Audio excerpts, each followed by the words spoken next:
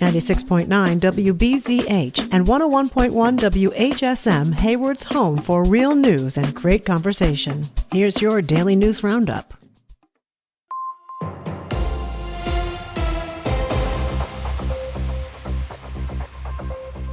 For Civic Media News, I'm Connie Fellman. The Pack is back, and so are Green and Gold Fridays, your chance to gear up in team colors to unlock special deals and freebies. The NFL preseason starts this week, and the Packers are calling on fans everywhere to revive the tradition of Green and Gold Friday, a chance for the community to rally behind the team as they prepare for the upcoming season. The Packers kick off their preseason against the Steelers Thursday night, but you can still sport your favorite Packers apparel to work or school on Friday to show your pride and score special discounts. Local partners like Qdoba and Citgo are stepping up with prizes and deals for anyone decked out in team gear. Plus, you might even see your photo on the big screen at Lambeau Field. Share your best fan look on social media using the hashtag #GGFriday for a chance to be featured on the team website and on the Tundra Vision video boards during home games throughout the year.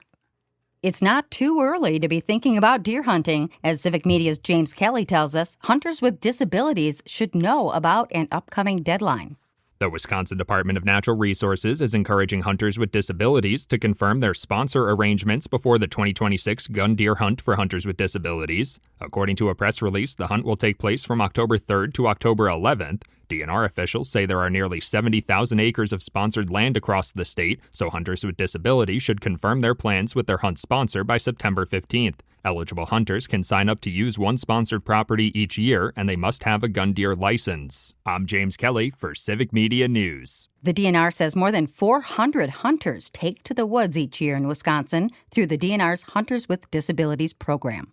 The man shot and killed by Madison police last month will be laid to rest tomorrow. A funeral for Corey Ruiz will be held in Madison.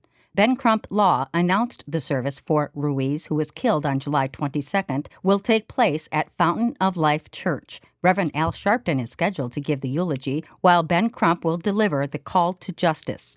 Ruiz was shot near Williamson and Baldwin Streets after officers were called on reports of an alleged burglary attempt, and Ruiz fled on a bicycle. The encounter led to protests in Madison for weeks.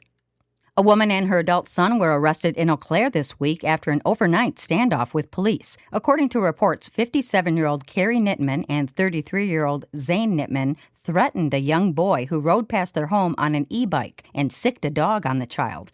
Police responded to the scene and engaged in a standoff with the two that ended when they reportedly tried to sneak out of the back of the home and drive away. Police disabled the vehicle and arrested them. The owner of a Madison Airbnb that had hidden cameras inside has been found guilty of all charges filed against him. Patrick Cias pleaded no contest to 8 counts of invasion of privacy. He's scheduled to be sentenced on September 28th. Cias faces up to 3 years and 6 months in jail for each charge. A 5th-grade teacher in Kaukauna has been arrested after being accused of having sexually explicit chats with a minor. Police say Ty Maki, a teacher from Riverview Middle School, was chatting with a suspected victim online through an app. He was arrested Monday after detectives executed search warrants. The Kaukauna Area School District issued a statement saying Maki is on administrative leave. The investigation is ongoing. The owner of Tyrol Basin Ski Hill in Madison has pleaded no contest to disorderly conduct.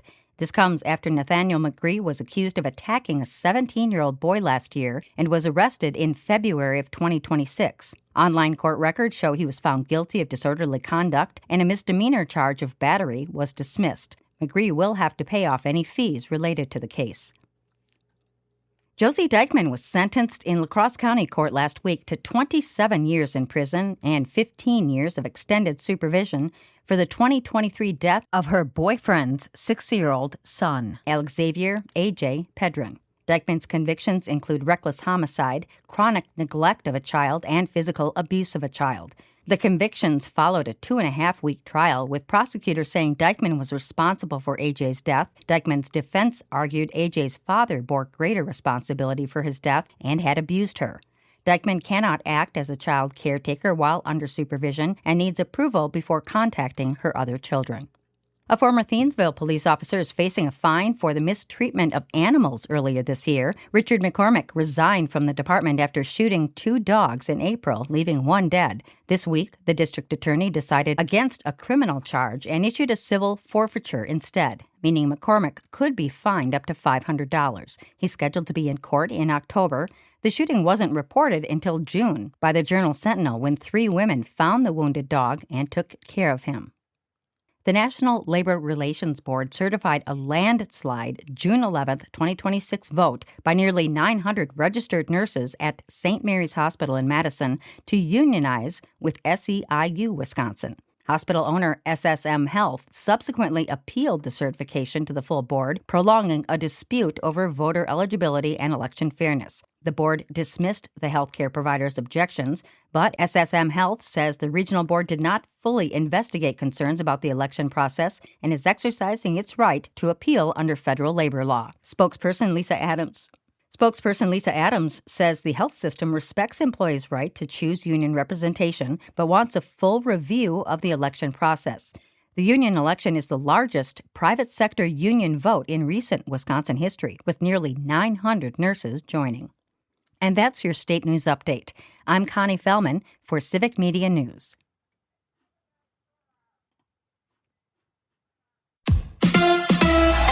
A come-from-behind win for the Crew. Hi, I'm Mike Clemens with Sports Baseball. The Brewers down 4-2, scored 3 runs in the 9th to beat the Dodgers in L.A. last night, 5-4. Game 2 of the 4-game series is tonight. NFL, the Packers lose to the Steelers in Pittsburgh, 28-9. Quarterback Jordan Love did play in the game, leading the Packers on a 10-play drive that resulted in the first of 3 Trey Smack field goals. Man, it was awesome.